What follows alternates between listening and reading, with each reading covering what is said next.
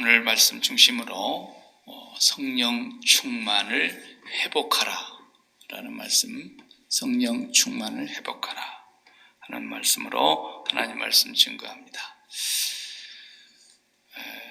예수님께서 오늘 십자가를 앞에 두시고 우리에게 하신 말씀 중에 일부분을 우리가 읽었습니다. 보혜사라는 말씀은 성령님의 다른 하나의 칭호로 우리가 이해를 하는데, 보혜사를 보내주신다 하신 그 보혜사가 성령님이십니다. 그래서 예수님께서 이제 가실 날이 가까워 오니까 우리 요한복음 16장에 7절에 보면은 이런 말씀이 있어요. 우리가 읽지 않았지만 7절을 한 절 더 보면은 그러나 내가 너희에게 실상을 말하노니 내가 떠나가는 것이 너희에게 유익이라 그랬어요. 주님이 떠나가지 아니하면 어떤 날이세요? 보혜사가 너희에게로 오시지 아니할 것이요, 주님이 떠나가면 내가 그를 너희에게로 보내리니, 그렇게 말씀했어요. 그러니까 주님이 가시고 오시는 분이 다른 보혜사이신데 그분이 성령님이시고, 주님이 떠나가지 않으시면 이분이 오시지를 않으신다. 주님이 떠나셔야 오시는 거예요. 그래서 주님이 그래서 떠나신 거예요. 왜냐하면 주님은 이 땅에서 구속 사역을 하시기 위해서 오신 분이기 때문에 이제 하나님 나라에 복귀하셔서 거기서 계속해서 일하시지만은 이 세상에 오셔서 해야 될 일이 딱 하나가 있었던 겁니다. 그것이 바로 십자가에 죽으셔야 했기 때문에 가장 중요한 핵심이 그것이죠. 주님이 죽을 일이 없었으면 오실 필요가 없이 그냥 하늘 보좌에 앉으셔서 말씀만 딱딱 하셨어도 충분히 하시고도 남은 전능하신 하나님이신데, 사람의 모양으로 오셔서 사람의 죄를 대속하시기 위해서 십자가에 죽으셔야 되니까 그 사역 때문에 주님은 세상에 육신으로 오셨던 것이고, 그 사역이 끝났잖아요. 그죠? 죽으셨고 장래 지낸 바 됐고 살아나셨고, 그러니까 이제 가셔야 되는 거예요. 더 있을 이유가 없어요. 그래서 가시면서 이제 보혜사를 보내주시겠다는 약속을 하시고 가신 거예요. 주님이 떠나시면 반드시 오시고, 주님이 떠나지 않으시면 보혜사가 오시질 않고, 그래서 떠나가는 것이 더 손해가 아니고 유익이다 그랬어요. 예수님이 우리와 함께 계신다고 하는 것은 물론 틀린 말은 아니지만, 예수님이 가셔서 또 다른 보혜사, 예수님의 영을 보내주신다 그랬어요. 누가?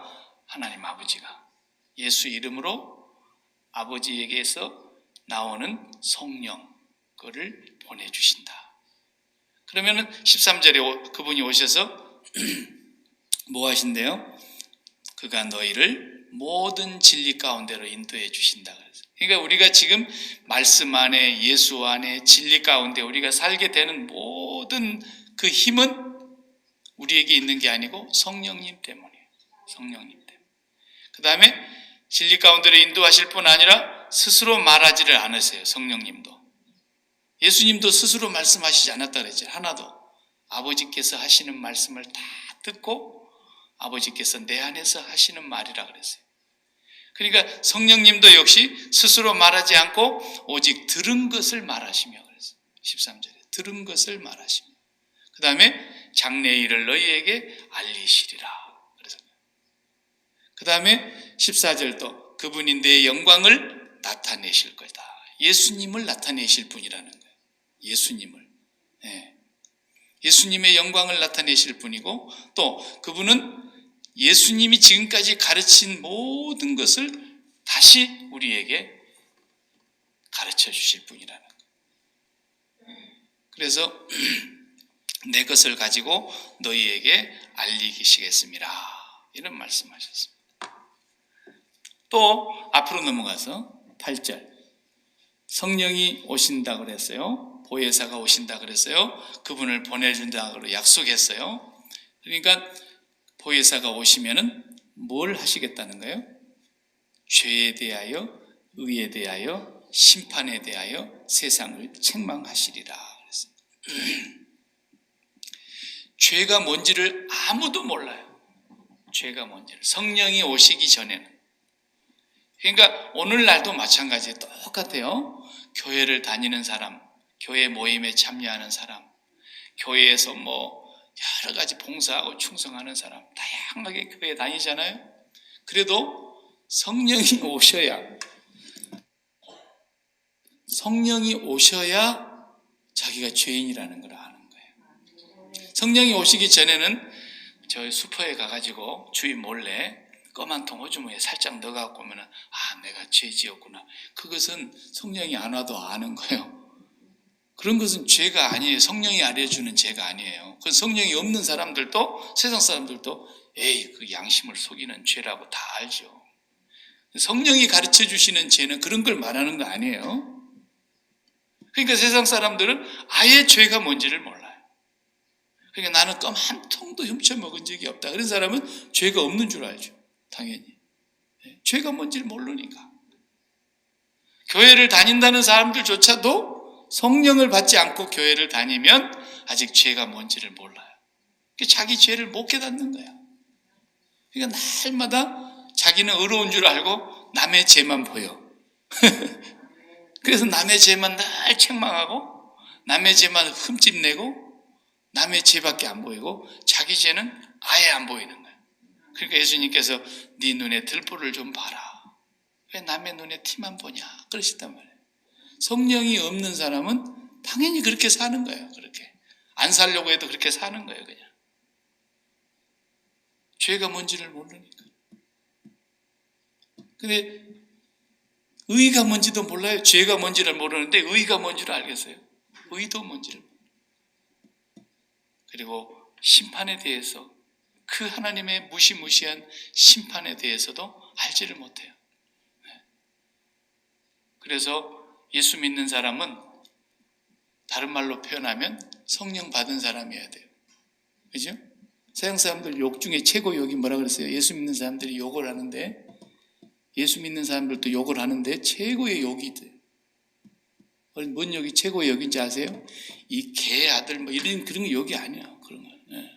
개 맛도 못한 인간도 있는데 그게 욕이겠어요? 진짜 욕이 뭐냐? 성령 받지 말고 교회 다니라. 그게 최악의 욕이에요. 성령 받지 말고 목회해라. 최고의 욕이에요. 그게. 성령 받지 말고 교회 다니라는. 그거 뭐예요? 평생 교회 다녀도 심판을 받아서 멸망으로 갈 수밖에 없다는 거죠. 그러니까 성령 받지 못하면 이렇게 무서운 거예요. 그리고 예수님께서도 그랬잖아요. 선생님, 주님, 우리가 주님과 함께 길거리에서 주님의 가르침도 들었고 주님과 함께 먹기도 하고 식사도 같이 하지 않습니까? 우리가 주님의 이름으로 이적을 나타냈는데 귀신을 쫓아냈습니다. 병자들을 고쳤습니다. 주님의 이름으로 우리가 선지자 노릇도 했습니다. 그럴 때 주님이 뭐라 그랬어요? 불법을 행하는 자들아, 내가 너희를 알지 못한다 그랬어요. 보세요. 그러니까 성령 받지 않아도 어떻게 할 수 있다는 거예요? 신명기 23장 읽어보면. 그리고 예수님 이런 말씀을 우리가 이미 알고 있듯이 성령 받지 않아도 기적과 이적을 엄청나게 행하는 사탄의 역사가, 악한 영들의 역사가 있다는 거예요. 그러니까 성령을 받은 것을 어떤 그런 나타나는 표정만 갖고 얘기를 할 것 같으면 정확하지 않다라는 거예요. 그래서 이 성령 충만을 사도 바울이 에베소 교회에 편지할 때 에베소서 5장 18절에 보면 그 양반들이 술을 많이 먹었나 봐요. 그래서 술 취하지 마라. 이는 방탕한 것이다. 오직 성령의 충만을 받으라. 이렇게 말씀했어요. 그러니까 예수를 믿고 신약시대 이후의 사람들은 예외 없이 다 성령의 충만을 받아야 되는 거예요. 그건 특별한 사람들에게 주거나 어떤 오순절 교단, 순복음 교단의 사람들이 받는 게 아니에요. 그 사람들도 성령 충만이 뭔 줄도 모르고 성령 충만 그런 사람들이 너무 많아요. 성령 충만에 대해서 그들이 또 많은 오류를 범하고 있어요. 그래서 예수 믿는 사람은 누구나 매일 죽는 날까지, 주님 앞에 가는 그날이 우리 숨 떨어지는 날까지 성령 충만하게 살아야 돼요. 성령 충만하게.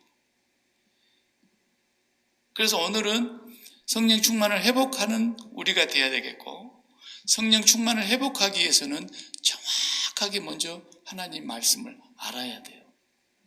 정확하게 알아야 돼요. 뭐가 성령 충만인 줄도 모르고, 이쪽에 우리 어렸을 적에는 그냥 기도원에 가면 성령 충만한 줄 알았어요.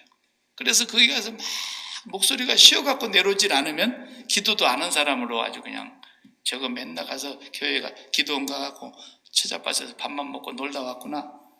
목이 그냥 꽉 잠겨가지고 그 다음날 찬양대, 그 주일날 와서 찬양대를 해야 되는데 찬양대 노래가 안 나와. 목이 다 쉬어가지고. 그렇게 기도를 막 소리 질러가지고 그때 목청을 다 버려버렸어요, 사람들이. 뭐 달라고? 성령 달라고. 그러니까 기도원에 가도 그런 걸 안 가르쳐주는 거예요. 목소리만 크게 하면 된다.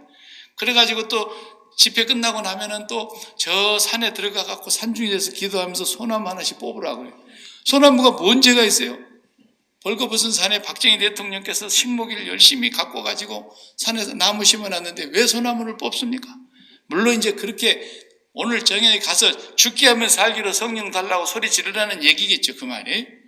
그렇게만 가르쳤다 이 말이에요. 성령 충만이 뭔지를 모르고 성령 충만 했는데 악령이 충만해가지고 기적도 일으키고 이적도 일으키고 그런 사람도 있고, 성령 충만을 그렇게 얘기를 했는데 그 사람의 삶을 보니까 끝에 가서 딱 보니까 성령과는 너무너무 거리가 떨어져 있는. 그러니까 예수님이 그런 사람들고 하신 말씀이 네가 그렇게 성령 받았다고 이적도 행하고 기적도 행하고 별의 소리를 다 했는데 나는 너를 알지 못한다. 그런 일이 벌어지는 거예요. 그러니까 뭐 어디 가서 보면은요, 옛날에 70년대는 왜 그렇게 부흥회가 많았는지 몰라요. 그때는 교회마다 사자가 한 마리씩 있었어요. 불의 사자 오다. 호랭이 물어갈 불의 사자들이. 그래가지고 막 부흥회를 해가지고 성령 충만 그렇게 했는데, 물론 그 속에서 성령 충만한 사람이 한 명도 없었던 건 아니에요. 성령 충만한 사람이 분명히 있었어요. 그런데 결론적으로 성령 충만한 것이 무엇인가를 딱 보니까 아니야. 우리는 적어도 예수를 지금 평생 믿어온 사람들이라면 성령 충만이 무엇인 줄을 정확하게 알아야 되고, 성령 충만은 예수를 믿는 사람들에게 주는 하나님이 주신 놀라운 특별한 권세예요. 특권이에요, 특권. 누구에게나 주는 것이 아니라 예수 믿는 사람에게만 주는 거예요. 그리고 이것은 약속이에요, 약속. 하나님은 약속하시는 하나님이기 때문에 언약의 하나님은 그 커버넌트를 반드시 지키는 거예요. 하나님이 약속 안 지킨 적이 한 번이나 있어요? 성경 말씀에 약속해놓고. 그렇게 하나님이 철두철미하게 약속을 지키시는데 성령 충만도 약속입니다.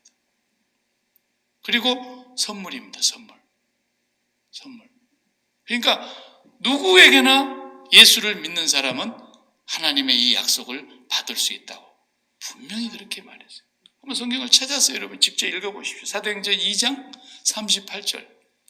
사도행전 2장 38절을 여러분 다 같이 37절, 8절, 9절 세 절을 읽어보십시다. 사도행전 2장.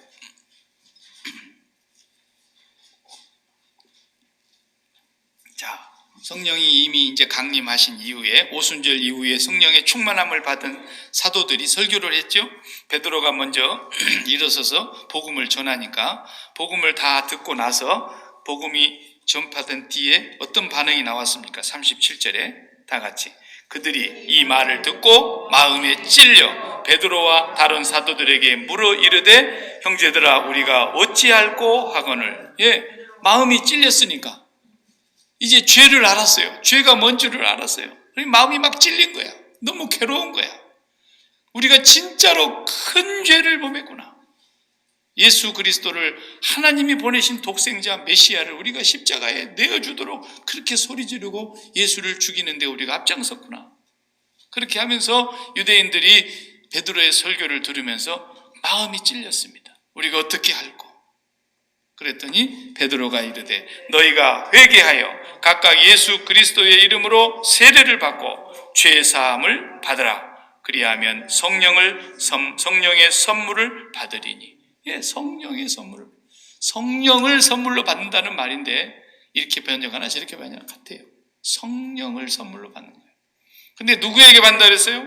이건 약속이라고 그랬어요. 39절에. 이 약속은 너희와, 그랬으니까 그 자리에 베드로의 설교를 듣고 있었던 그들과, 그 다음에 그들의 자녀들과, 그리고 모든 먼데 사람, 그러면 우리가 거기에 해당되는 거예요. 이방인들을 얘기하는 거니까. 먼데 사람, 곧 우리 주 하나님이 얼마든지 부르시는 자들에게 이 약속을 주셨다. 그러니까 성령을 받고 성령의 충만함으로 살아가는 것은 예수 믿는 사람들 누구에게나 반드시 이루어져야 되는 약속이고 선물을 받아야 되는 것이지, 이게 무슨 어떤 교단의 특권으로 어떤 교단만 무슨 성령 받는다든지, 어떤 특별한 예수 믿는 사람 중에서도 특별한 층의 사람들만 성령을 충만하게 받는다, 이런 건 다 가짜입니다. 반드시 모두가 다 성령 충만해야 됩니다. 성령 충만하지 않으면 상대적으로 뭐의 영향을 더 많이 받겠어요? 사탄의 영향을 더 많이 받고 살게 되는 겁니다. 사탄의 꾀에 더 많이 넘어가고 사탄의 유혹에 더 시험당하고, 악에서 구하시옵소서 그랬는데 악에서 빠져가지고 허우적거리면서 살게 되는 겁니다. 성령의 충만을 우리가 날마다 유지해야 되는 겁니다. 그러기 위해서 오늘 말씀을 우리가 상고하는 거예요. 예수님이 산상보훈을 하시다가 마태복음 7장 11절을 보면은 구하라 주실 것이요, 찾으라 찾을 것이요, 두드리라 얻을 문이 열릴 것이니, 그러면서 쭉 그 말씀을 하시다가 마지막에 가서 뭐라고 말씀하시냐면, 그 단락의 마지막에 가서 너희가 악할지라도 자식이 뭘 달라 그러면 좋은 것을 줄 줄 알거든, 하물며 하늘에 계신 너희 아버지께서 구하는 자에게 좋은 것을 주시지 않겠느냐 그랬어요. 좋은 것이라고 표현했어요, 거기. 그렇죠? 그 말씀 기억나죠? 근데 그 말씀을 똑같이 누가는 어떻게 썼냐면, 누가복음 11장 보면은 11장 13절에 가서 이렇게 얘기했어요. 똑같은 말씀으로 쓰면서 마지막에 가서 하물며 하늘에 계신 너희 아버지께서 구하는 자에게 성령을 주시지 않겠느냐 그랬어요. 그러니까 그 앞에서 마태복음은 좋은 것을 주시지 않겠느냐 그랬는데, 좋은 것이 뭐예요? 가장 좋은 게 뭐예요? 최상으로 좋은 선물은 성령이에요, 성령. 그러니까 예수님이 가시면서, 야, 이제 내가 가면은 최고의 선물을 보낼 거야. 그 선물은 바로 다른 보혜사야. 성령님을 보내시겠다는 거예요. 그러니까 우리는 지금 누구하고 사는 거예요? 하나님과 나 사이에는 언제나 성령님이 계세요. 언제나. 네. 그리스도는 안 계시나? 그리스도가 그리스도의 영이 성령이시니까. 그래서 삼위일체 하나님이시기 때문에 이걸 딱 나눠놓고 딱 떨어지게 이렇게 설명하기는 어렵지만, 삼위일체 하나님과 우리가 함께 있다는 얘기는 성령님을 통해서 함께 있다는 뜻이에요. 그래서 내 안에 그리스도께서 사십니다, 그 말도 내 안에 성령이 사십니다 라는 말과 같아요. 의미적으로 보면 같은 말이란 말이에요. 그분이 부활하셔서 가신 뒤에 성령 보혜사를 보내주셨기 때문에 그런 거예요. 그래서 우리는 성령 충만, 이것이 어떻게 이루어지는 것인가를 바르게 알아야 되지 않겠습니까? 그러니까 어떤 사람이 막 성령 충만해가지고 그러면 여러분도 나도 저렇게 성령 충만했으면 좋겠다, 그런 소원을 가져야 되지만, 또 성령 충만한지 안 한지 분별도 할 줄 알아야 됩니다. 왜냐하면 성령은 분별의 영이니까. 그냥 성령 충만하다고 하는 사람들 쫓아다니다가 이상한 데로 가본 사람들 많잖아요. 그러니까 성령 충만이 무엇이냐 도대체. 그러면은 세례를 먼저 알아야 됩니다. 세례. 사도행전 1장 5절에 보면 요한은 물로 세례를 베풀었으나 너희는 몇 날이 못되어 성령으로 세례를 받을 거다 그랬어요. 성령 오실 것을 지금 예언하시면서, 요한은 물로 세례를 베풀었죠, 그죠? 예. 물로 세례를 베푸는 것은 뭐예요? 세례라는 것은 말의 뜻이야. 씻을 세자, 세수할 때 세자를 쓰는 거 아닙니까? 그 다음에 레는 예식할 때 예자니까 씻는 예식이죠. 뭘 씻겠어요? 때를 씻는 거죠. 아니죠. 죄를 씻는 거죠. 그런데 세례라는 것을 의식으로 행할 때는 어떻게 합니까? 두 가지로 합니다. 강에 데리고 가든지 세례 하는 침례탕에 데리고 가시고 푹 담궈버리죠. 물속으로. 그렇게 해서 세례를 하는 침례가 있고, 그냥 앉은 자리에서 물을 뿌려서 혹은 물을 그 머리에 발라서 세례식으로, 두 가지가 다 성경 시대에 다 있었어요. 하나만 있는 건 아니었어요. 그런데 이제 사람들이 좀 실감나게 하려고 그러니까 장로교 목사들도 침례교 흉내를 많이 내죠. 요즘은 강에 데리고 가고 막 붕덩붕덩 빠뜨려가지고. 근데 의미는 어떤 의미예요? 침례로 해가지고 강에 갖다 빠뜨린 사람은 좀 세례를 세게 받은 거고, 목사가 그냥 머리에다 물만 찍어 바른 것은 세례를 그냥 건성으로 받은 그런 게 아니에요. 물에 갖다가 10번을 빠뜨렸든 그냥 물을 머리에다 한번 발랐든 그 의미는 다 똑같아요. 그것은 뭐예요? 육체를 물에다가 잠궜다는 거예요. 육체를 물속에다 푹 담가버렸다니까. 물에 잠겼다. 그래서 너는 이제 죽은 거야. 뭐가 죽었냐? 너의 인격이 죽은 거야. 어떤 인격? 예수 믿기 이전에 옛사람이 너는 죽은 거야. 그것을 의식으로 표현하는 거라 이 말이에요. 의식으로. 근데 안 죽어도 갖다가 물에다 담근 사람들 많아요. 안 죽었는데도 그냥 막 머리에다가 갖다 물 뿌린 사람 많아요. 그런데 세례를 뭔 줄도 모르고 받은 사람도 있지만, 분명히 세례는, 물로 세례를 받는 것은 내가 죽었다라는 뜻이에요. 내가 죽었다. 그 나가 뭐예요? 나. 제가 옛날에 철학적으로 설명을 했죠. 나가 뭐냐? 나를 설명해봐라. 그러면은 어떻게 설명을 하겠어요? 나를. 나는 인간이기 때문에 나는 스스로 있는 자다. 그럼 그건 큰일 나는 사람이죠. 잡아 죽여야죠. 그 2단 중에 상위단이니까.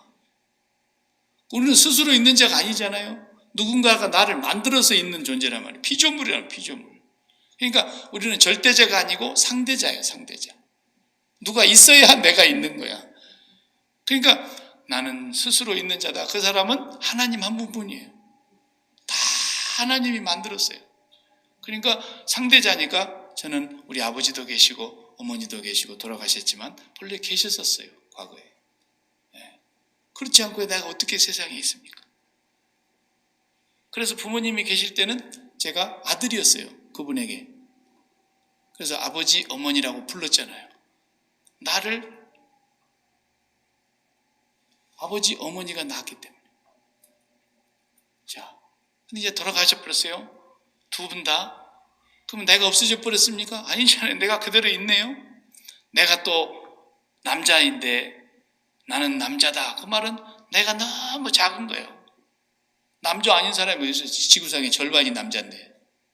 그 나를 남자라고 소개하는 것 가지고는 너무 약해. 그러니까 저는 결혼해서 아내가 있습니다.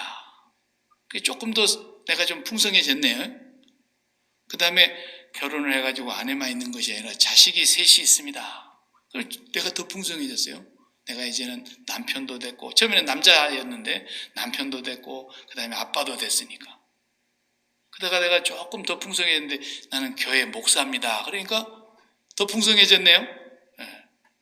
근데 내가 또 목사만 하는 게 아니라 나가서 돈벌이를 많이 해가지고 떼돈을 벌었다. 그럼 나는 부자 목사입니다. 그럼 상당히 내가 이제 더 부자가 됩니다.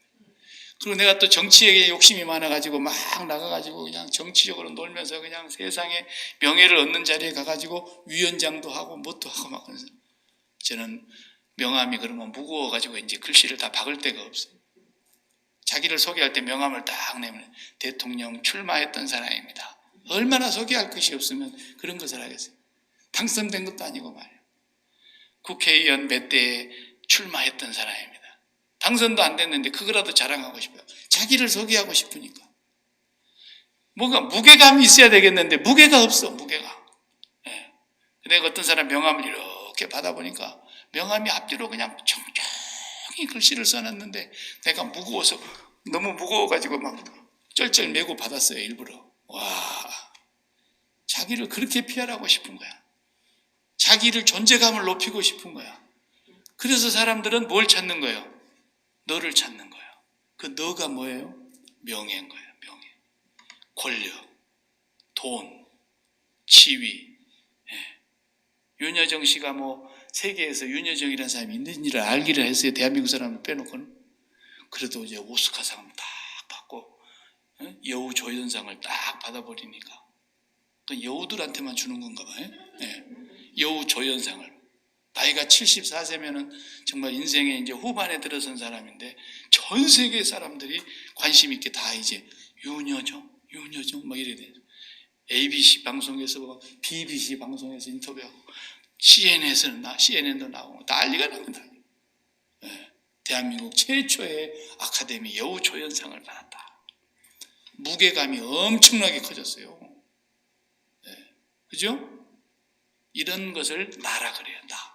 나라는 인격을 그렇게 만들어가는 것이 이 세상입니다. 그런데 그것은 아무리 해도 성령하고 아무 상관이 없어요. 성령 받는 것하고 아무 상관이 없어요. 그런데 그런 나를 가지고 인생을 행복하고 인생의 만족감과 인생의 그 궁극적인 무슨 행복이 거기에 있는 것인 줄 알고 인생의 어떤 기쁨이 거기에 있는 줄 알고 인생의 어떤 자기 실현이 자기 삶의 성공인 줄 알고 이렇게 살아가는 삶을 십자가에 못 박는 것을 세례라 그래요. 세례. 근데 십자가에 못 박은 사람들이 형식으로 가가지고 강에 가가지고 퐁당 빠뜨려서 너 이제 죽었어.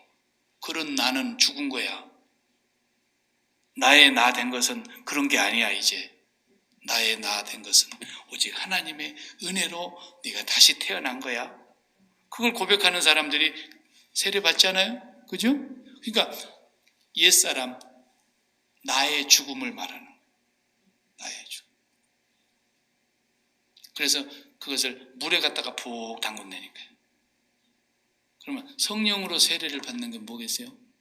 그럼 뭐 간단하죠. 물에 세례를 받는 것은 물로 세례 받는 물에다 갖다 잠그는 것이고 성령의 세례를 받는 것은 성령에게 내 인격이 푹 잠기는 걸 말하는 거예요. 성령님께. 그러니까 성령님의 그 능력 안에 내 인격이 잠기니까 오직 성령의 열매가 맺혀지잖아요. 그죠? 나는 사랑이 없는 사람인데 성령의 능력 안에 내가 푹 잠기면 사랑이 생기는 거예요. 이 사랑은 오래 참는 사랑이고 주기를 좋아하는 사랑이고 죽기까지 희생하는 사랑이고 섬기는 사랑이고 이런 사랑이 나한테 없었는데 갑자기 이런 사랑이 막 나한테서 나온다 그러면 이 사람은 지금 성령으로 충만해서 그런 거예요. 그 인격이 성령에게 잠겨서. 그 다음에 기쁨이 막 넘치는 기쁨. 옛날에는 기쁠 일이 없어가지고 다 인상 쓰고 다니고 교회 와도 그냥 얼굴이 펴지질 않아가지고 그냥 얼굴을 봐도 인사도 안 하고 이렇게 그냥 교회를 다니던 사람이었는데 얼굴이 막 환한 거야. 로또 맞았나? 아니야. 얼굴이 그런데 저렇게 기쁠 수가 없어. 늘 기뻐. 그러니까 성령에게 이 사람의 인격이 지금 잠겨 있는 거예요. 나한테 없는 거예요. 그런 건 다. 그래서 나의 열매라 그러지 않고 성령의 열매라 그런 거예요. 오직 성령의 열매는 사랑과 희락과 화평, 인내와 자비와 양선, 충성과 온유와 절제, 이 같은 법들을 금지할 법이 없다는 거예요. 이 같은 것을. 왜? 성령에게 잠기니까. 그래서 성령 충만을 받으면 그런 열매가 맺혀진다는 거예요. 그러니까 이것은 우리가 날마다 하나님 앞에 구하라는 겁니다. 구하라는 거. 왜? 하나님이 약속한 것이고 제일 좋은 것이고 반드시 이루어 주시는 하나님의 언약이기 때문에 성령 충만을 구해야 됩니다. 그래서 우리가 성령 충만을 회복해야 합니다. 회복해야 합니다. 성령 충만을 회복하지 않으면 늘 인생이 팍팍하고 기계로 말하자면 기름칠을 안 해가지고 잘 돌아가지 않는 그런 기계처럼 우리의 마음이 늘 삐걱삐걱 소리만 나고 입에서 좋은 소리가 안 나오고 이렇게 되는 거예요. 성령 충만을 우리는 반드시 받아야 되는 것이지 교회를 다니면서 성령 충만 한번 받지 못하고 살아간다면 이건 불행한 사람 중에 너무너무 불행한 거예요. 기도해야 되겠죠? 성령 충만을 기도해야 됩니다. 반드시 기도해서 빼놓지 않고 해야 됩니다. 그래서 성령이 오시면은 어떤 일을 하시길래 우리가 이 성령 충만을 구해야 되느냐 하면, 성령이 오셔서 하시는 일은 제일 중요한 첫 번째 일은 뭐냐면, 예수님의 십자가에 죽으신 사건과 예수님이 부활하신 사건과 그 사건이 나의 사건으로 동일시되게 해주시는 분이세요. 내가 진짜 예수님과 함께 죽은 사람의 경험이 나타나게 해주시는 거예요. 세상에 2000년 전에 우리가 본 적도 없고 들은 적도 없고 안 적도 없고 우리와는 아무 상관이 없었던 분인데, 그분이 단지 베들레헴에서 나셨고 갈릴리에서 활동하시다가 십자가에 죽으시고 부활하신 그분인데, 그 예수님의 소식을 들었을 때, 그 복음의 말씀을 들었을 때, 전하는 자를 통해서 들었고 우리가 듣는 순간에 성령이 오셔서 하시는 일은 뭐냐면, 그 예수의 죽음이 나의 죽음으로, 예수님의 죽으심의 그 사건이 내가 죽은 사건으로 동일시되게 해주시는 그 역사를 성령이 하신다니까요. 그래서 예수 믿고 나면 죽은 사람의 증표가 나온다니까요. 예수님과 함께 죽은 증표가 있어. 이게 성령이 하시니까 그러는 것이지, 나는 십자가에서 죽었습니다, 맨날 중얼중얼 중들이 연불하듯이 그것을 입으로 시인한다고 해서 되는 게 아니에요. 성령이 오셔야 되는 거야. 성령이 오셔서 진짜로 내가 죽어야, 예수 죽음이 나의 죽음으로 동일시 되어야 그 다음에 죽음의 증거가 나타나기 시작하는 거예요. 오, 저 사람 진짜 죽은 사람이구나. 우리 예수 믿는 사람의 최고의 관심사는 뭐예요? 나 버림, 나 부인, 나 십자가. 그게 최고의 관심사예요. 그래서 나 죽으면 끝나는 겁니다. 나 하나 죽으면 다 끝나는 것인데, 나 하나가 안 죽어서 이렇게 세상이 복잡하고 힘들고 무거운 거예요. 나 하나 죽으면 간단히 끝날 일인데, 그게 그렇게 힘들고 어려운 일인데, 성령이 오시면 예수 죽음이 나의 죽음이 되도록 역사를 해주셔가지고 예수 죽음이 나에게 동일하게 효과가 나오게 해주시는 거예요. 이게 성령의 놀라운 능력입니다. 너무너무 신비한 거예요. 너무너무 신비한 거예요. 그러니까 어떻게 됩니까? 이 세상을 우리가 마음이 떠나게 되는 거예요. 왜? 죽은 것을 경험하고 나니까. 주님은 이 세상을 떠나셨잖아요. 십자가를 통해서 저 세상으로 넘어가 버린 분이에요. 이 세상으로 돌아오신 게 아니에요. 저 세상에 계시면서 내가 봐라, 나 너희들과 함께 있었을 때 나 맞잖아. 손에 못자국을 봐봐. 발에, 그리고 허리에 장자국을 봐봐. 내가 너희와 함께 있었을 때 그분 맞아. 그런데 나는 너희들이 살고 있는 세상 사람이 이제 아니야. 그러면서 올라가셔 버렸어. 그러니까 그분과 동일하게 죽어버린 사람들이 성령이 오시니까 예수님 죽음과 함께 죽고 예수님 부활하신과 함께 부활해서 예수님 가신 곳으로 마음이 막 따라가 버리는 거예요. 그 일이 성령이 하시는 일이라니까요. 성령을 받지 않은 사람은 하루에 골백 번, 수천 번을 중얼중얼 거려도 성령이 하시지 않으면 안 됩니다. 성령이 하시는 역사라야만이 내가 마음이 그분에게로 따라가는 거예요. 그래서 이제는 마음이 세상 안에 있지 않고 세상 밖에만 있는 거예요. 1번으로. 왜? 위에 있기 때문에. 하나님의 영역에 있기 때문에. 그러니까 하나님의 영역에 내 마음을 다 빼앗기고 나니까, 그 예수님에게 내 마음을 다 보내고 나니까 이 세상을 살기는 살아야 되겠는데, 몸이 살아있으니까 이 세상을 살아야 되겠는데, 이 세상을 대신 살아주시는 분이 계시는데 그분이 성령님이신 거예요. 그래서 내 안에 그리스도께서 사신다, 이렇게 표현을 했던 것이죠. 성령이 이제 내 감정도, 내 생각도, 내 의지도 다 주관하시는 거예요. 그래서 성령께서 나의 마음을 끌고 가시는 거예요. 이거 하고 싶고 저거 하고 싶고, 주를 위하여 기뻐하는 일이라면 뭐든지 성령이 기쁨으로 하게 하는 거예요. 왜? 성령은 하나님의 영이시니까, 하나님의 깊은 것을 다 통달하신 분이니까, 하나님의 생각이 뭔지, 하나님의 뜻이 무엇인지를 다 알고 계시는 분이니까, 그 성령님이 나의 안에서 하나님의 생각을 막 밀어넣으시니까 하나님이 기뻐하는 일이라면 즐거움으로 하게 하는 거예요. 즐거움. 내가 산 것이 아니라 이 말. 그래서 성령님이 오시면 첫 번째 사건은 우리에게서 동일시하는 사건이 꼭 일어납니다.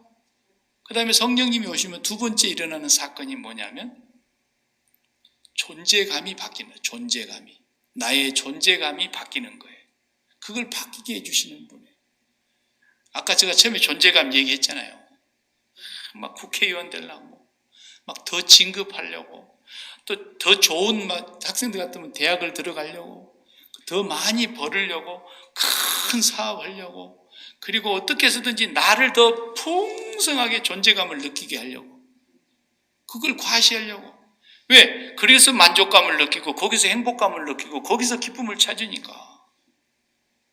그런 존재감을 느끼던 사람들이 성령이 오시면 어떻게 됩니까? 이런 존재감은 이미 다 죽어버리고, 이런 것으로 내 존재감을 나타내고 과시하려고 하는 건 다 죽어버리고, 하나님의 존재감이 제일 큰 거야. 하나님이 최고 크신 분이라는 것을 알고 나니까 두려움이 싹 다 가시는 거야. 염려, 걱정, 근심이 그냥 싹 다 떠나는 거야. 하나님 한 분이 이렇게 크신 분이라는 존재감을 느끼게 하시니까 사울과 다윗 차이라고, 골리앗 앞에 벌벌벌벌 떨고 있는 사울하고 하나님의 존재감을 제1의 현실로 느끼고 있었던 다윗은 저런 개 같은 것이 오늘 넌 나한테 죽었다 이렇게 하고 강아지같이 강아지 다루는 지팡이 하나 들고 돌멩이 몇 개 들고 갔다 이 말이에요. 왜? 성령이 충만하고 나니까 하나님의 존재감이 이렇게 클 수가 없어요. 말씀 한마디로 온 천지를 지으셨다는 하나님이 진짜 실감으로 이제 느껴지는 거야. 두려울 게 없어지는 거야. 두려울 게 하나도 없죠. 그래서 성령 충만했던 사람들이 세상에 살아있는 것도 중요한 것이 아니고, 세상에서 죽는 것도 중요한 것이 아니고, 살든지 죽든지 내가 저분을 위해서 있는 거구나, 딱 바뀌어버려요. 이게 성령 충만한 증거입니다. 그러니까 성령 충만하지 못하면 제일 죽는 게 두려운 거야. 죽을까? 맨날 그 생각만 하고 앉아서. 죽는 게 최고 억울하고, 죽는 것이 제일 그냥 싫고 이래 되는 거예요. 성령 충만하고는 전혀 거리가 먼 거예요. 이래서 성령이 충만해지니까 내가 그리스도와 함께 죽고 그리스도와 함께 부활하고 마음이 그리스도의 승천하신 곳으로 세상 밖으로 떠나고 보니까 좋은 것이 세상에 있었던 것이 아니라 최고 좋은 것이 하나님이었구나. 저분이 나의 기쁨이요, 저분이 나의 기업이요, 저분이 나의 능력이요, 저분이 나의 전부였구나. 그래서 그분만을 소원하게 되는 거예요. 세상의 존재감을 느끼고 있을 때는 세상의 돈을 더 많이 갖고 싶었고, 세상의 명예를 더 갖고 싶었고, 세상에 만족감을 주는 기쁨, 세상에 행복감을 주는 그런 기쁨을 세상에서 찾으려고 난리를 쳤는데, 그런 소원이 온데간데 없이 다 없어지고 세상과 나는 간고도 없고 오직 구속한 주만 보이고 하나님만이 나의 소원으로 싹 바뀌어버리는 거예요. 성령이 오셔서 하시는 일이 그런 거예요. 그러니까 성령 충만하면 증상이 똑같아. 세상 자랑하는 게 다 없어졌어요. 그래서 찬송가에도 있잖아요. 세상 등지고 십자가 보내, 세상 등지고 십자가 보내, 세상 등지고 십자가 보내, 주님 뜻대로 살기로 했네. 그러잖아요. 성령 충만해지니까 마땅히 성령이 하시는 일이 그 일인 거예요. 그 일인 거예요. 네. 그래서 우리는 성령 충만을 구하지 않으면 이 약속을 우리가 누릴 수가 없어요. 구해야 돼요. 구하면 반드시 주신다고 약속하신 거예요. 자, 그러면 성령 충만의 세 번째 사역은 뭐냐면, 성령이 와서 하시는 사역은 이제 나의 모든 삶의 주체가 성령이 되신다는 거예요. 성령이. 주체라는 말은 저 위에 옛날 우리 고국 땅에 북쪽에 있는 애들이 많이 쓰는 말이죠. 주체 사상. 김일성이가 주체라는 거예요. 그건 뭔 말이에요? 주인 주자. 김일성이가 주인이고 김일성이의 생각, 김일성이의 모든 입에서 나오는 말, 김일성이라는 말만 들어도 북한 사람들은 오금이 저려. 사진을 함부로 다루었다가는 그건 용서받지 못해. 예. 김일성 김자라도 함부로 입에 거론하기도 못해. 그렇게 김일성이라는 사람에게 노예가 되어가지고 사상의 노예가 되어서 살아가는 사람들이 김일성 주체 사상의 노예입니다. 우리는 성령이 오셔서 우리에게 행하시는 일은 성령이 우리를 완전히 주인이 되으셔서, 그렇지 않습니까? 보세요. 마음이 주님을 따라서 세상 밖으로 나갔고, 몸은 여기 있지만 마음이 주님이 가신 그곳으로 갔고, 그리고 나니까 이 세상에 좋은 것이 하나도 없잖아요. 예수 믿고 성령 충만해지면은 증상이 그래서 동일하게 나타나는데 이 세상에 좋은 것이 없다니까요. 마음에 막 소원이 없어져 버려요. 왜? 좋은 것이 하나도 없는데. 좋은 것이라고는 성령님이요, 좋은 것이라고는 하나님 아버지 한 분뿐인데, 하나님 아버지의 존재감이 그렇게 크게 느껴지니까 이 세상에 좋은 것이 없다니까요. 없어. 그러니 몸은 살아있고 세상에는 좋은 것이 없고, 몸은 살아있고 세상에 소원이 없어요. 그러니 누구의 소원이? 성령님의 소원이, 성령님의 생각이, 성령님의 의지가, 성령님의 능력이 나를 완전히 사로잡는 성령님의 주체적인 삶을 산다 이 말이에요. 우리의 삶이. 그래서 요약을 해보면 성령이 오셔서 하시는 일은 베들레헴 땅에 오신 예수 그리스도께서 2000년 전에 역사적으로 이 세상에서 우리 죄값으로 십자가에 죽으신 그 사건이 나의 사건이 되고 내가 죽은 사건이 되고 나와 주님의 죽음이 통일시되게 하시는 성령의 역사. 그리고 그분이 내 안에 오심으로써 이제 나의 존재감이 세상 안에서 무게감을 느끼는 것이 아니라 하나님으로 인한 나의 존재감이 새로워지기 때문에 내가 얼마나 귀한 자인가를 알게 되는 거예요. 부모가 없이 사는 고아도, 학교도 못 가는 무식한 사람도, 아무 능력도 없고 돈도 없고 뭣도 없는 사람도 하나님 아버지가 최고의 존재감으로 나에게 다가오는 순간 내가 이 세상에서 이렇게 행복한 사람이라는 걸 알게 되는 것이죠. 나의 존재감이 그렇게 크다는 걸 알게 되는 거예요. 성령이 오셔서 하시는 일이에요. 놀랍죠. 그러니까 우리는 이미 최고의 복을 받은 사람이기 때문에 대통령도 우리 밑이에요. 대통령의 권세와 능력과 복도 우리가 갖고 있는 복하고는 게임이 안 되네. 게임이 안 돼. 대통령이라도 예수 안 믿었으면 천하에 저렇게 불쌍한 사람이 어디 있겠습니까? 세상에 그렇게 돈이 많은 부자라 할지라도 예수를 알지 못했으면 이런 불쌍한 저주가 어디 있겠습니까? 우리는 하나님 아버지의 한 분으로서 존재감을 느끼고 살아가는 너무너무 행복한 사람들이에요. 그리고 이 세상에 좋아지는 것이, 이 세상의 존재감이, 이 세상의 소원이 다 사라지고 나니까 이 땅의 삶은 성령님이 오셔서 하나님의 뜻대로 우리를 인도해 가시는 성령 주체적인 삶을 살게 되더라 이거예요. 이렇게 이루어지기 위해서 우리가 매일 기도해야 된다니까요. 하나님 그렇게 해달라고. 이것을 이루어주지 않으면 나는 한이 맺혀서 못 살겠습니다 하고 한 맺힌 자의 기도가 바로 이런 기도라는 거예요. 한 맺힌 자의 기도. 불의한 재판장 앞에 나가서 기도했던 그 여인이 힘도 없고 아무것도 없는데 한이 맺혀서 나는 억울합니다. 내 인생에 이렇게 억울할 수가 없습니다. 우리도 하나님 앞에서 그 억울함을 토로해야 돼. 왜? 성령으로 충만하지 못하면 날마다 죄짓고 살고, 성령으로 충만하지 못하면 날마다 교만하게 살고, 성령으로 충만하지 못하니까 자기가 제일인 줄 알고 살고, 성령 충만하지 못하니까 날마다 하나님 앞에 어그러지게 살고, 하나님 내가 이렇게 살아서는 더 산들 무슨 유익이 있겠습니까? 차라리 지금 내 생명을 취하십시오. 그렇지 않으시려거든 나에게 성령을 충만하게 부어주십시오. 한이 맺힌 자의 기도가 그런 기도인 거죠. 그런데 예수 믿는 사람들 가운데 그 기도를 드리는 사람은 찾아보려고 그러면 10,000명 중에 1명이나 있을까 말까 그러고, 전부가 다 목사부터 시작해서 온 교인들이, 목사는 목사대로 성령 충만 받아가지고 막 월월 해가지고 능력 받아서 큰 목회하려고 그러고 무슨 이적 나타내려고 그러고, 그런 사기꾼 같은 목사들이 많이 생겼어요. 그건 이미 성령 충만하고 아예 거리가 먼 거예요. 아예 거리가 먼 거예요. 큰 교회를 이루고 뭐 능력을 나타내라고 성령 충만 주신 게 아니에요.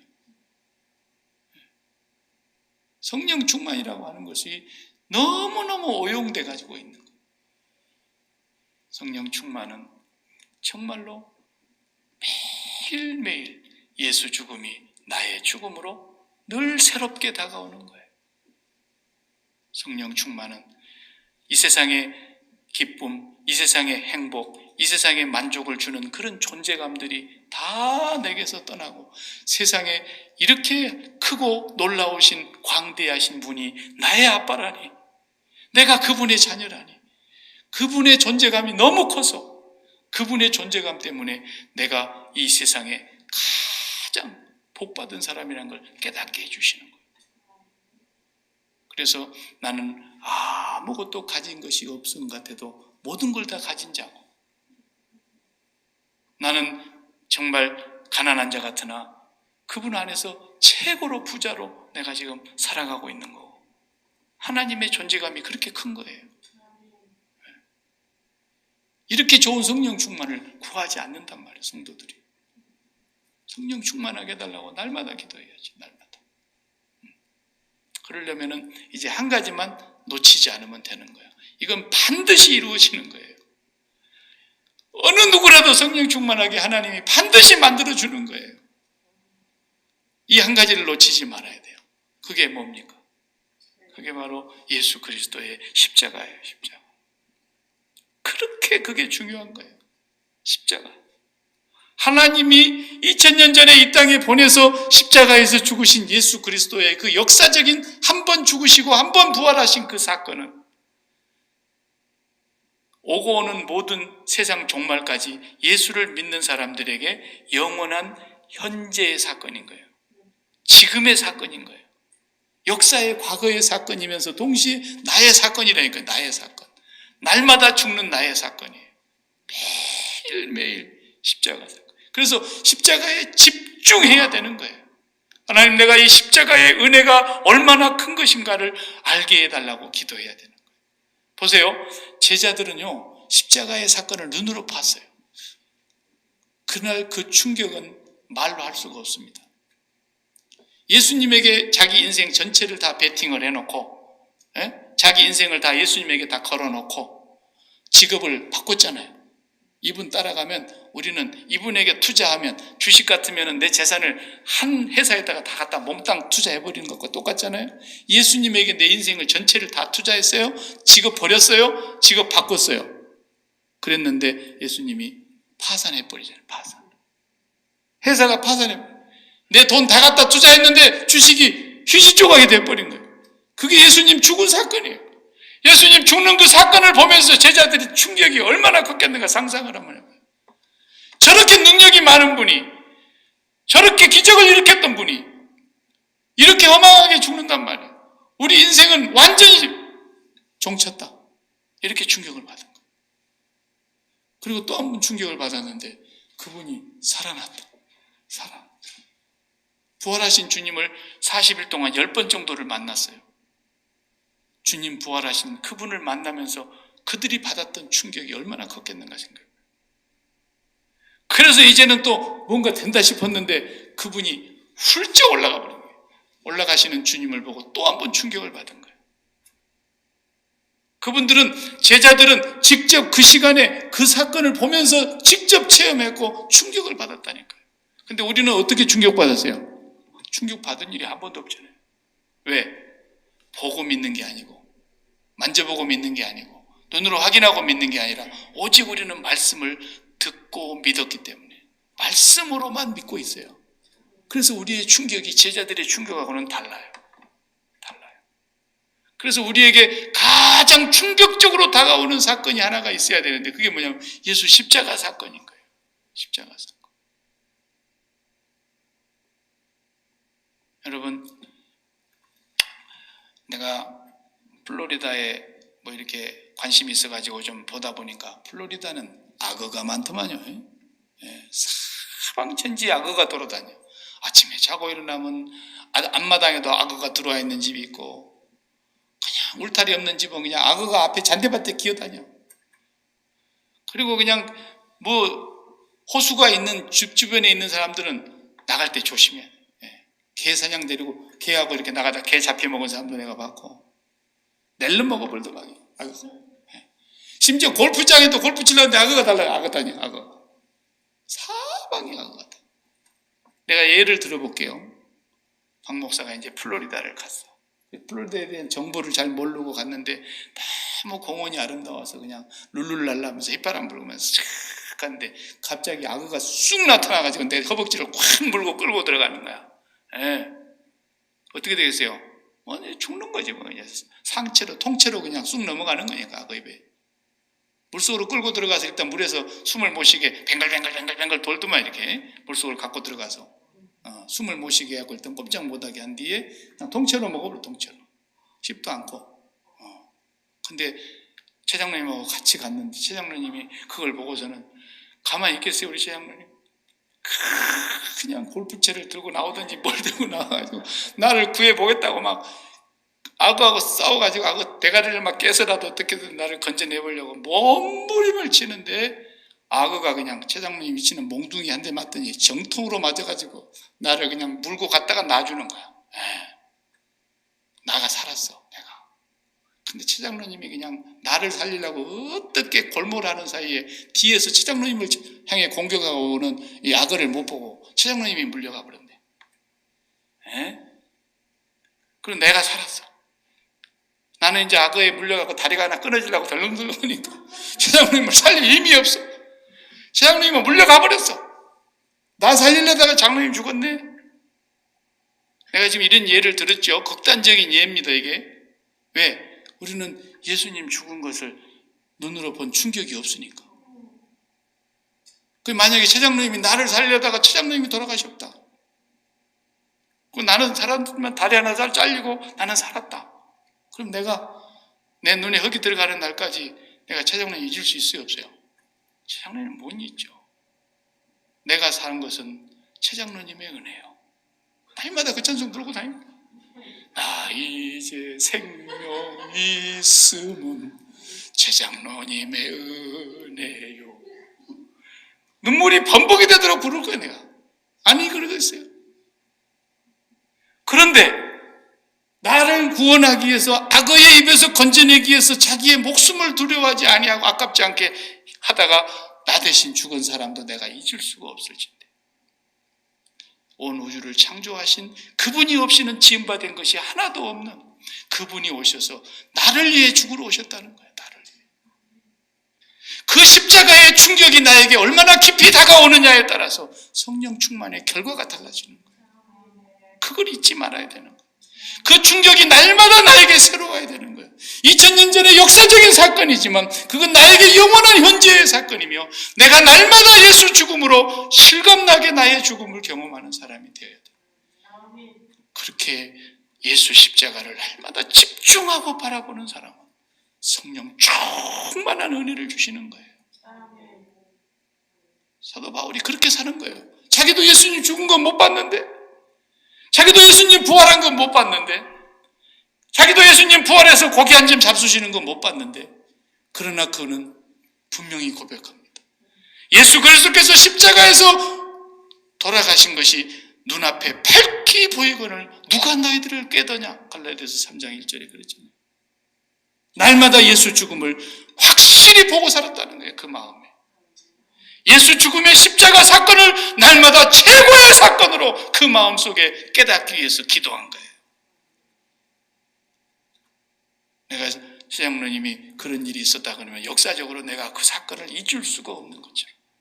그 사건을 생각할 때마다 내 가슴이 뛰고 내 가슴이 벌렁벌렁 내 가슴 속에 감격이 식을 수가 없는데 하나님의 독생자가 나를 위해서 죽으러 오셨다는 이 십자가 사건에 아무런 감흥이 없다면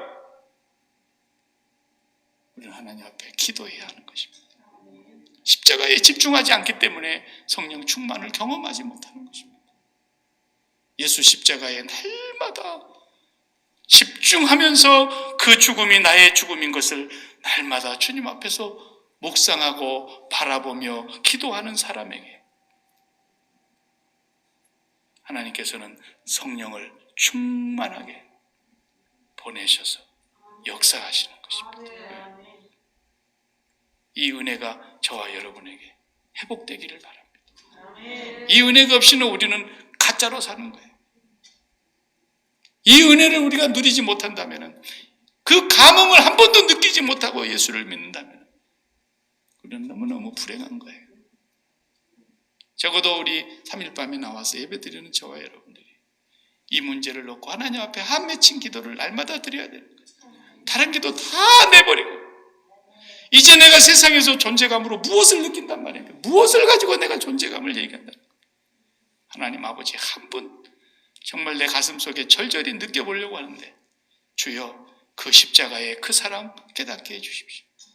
십자가의 그 사랑이 얼마나 큰 사랑인지, 얼마나 지고의 사랑인지, 얼마나 넓고 깊고 놀라운 사랑인지, 그 사랑을 날마다 집중적으로 우리가 하나님 앞에 부르짖어 기도할 때 하나님은 저와 여러분의 마음속에 약속하신 성령으로 충만하게 해주실 줄 믿습니다. 하나님 감사합니다. 우리가 이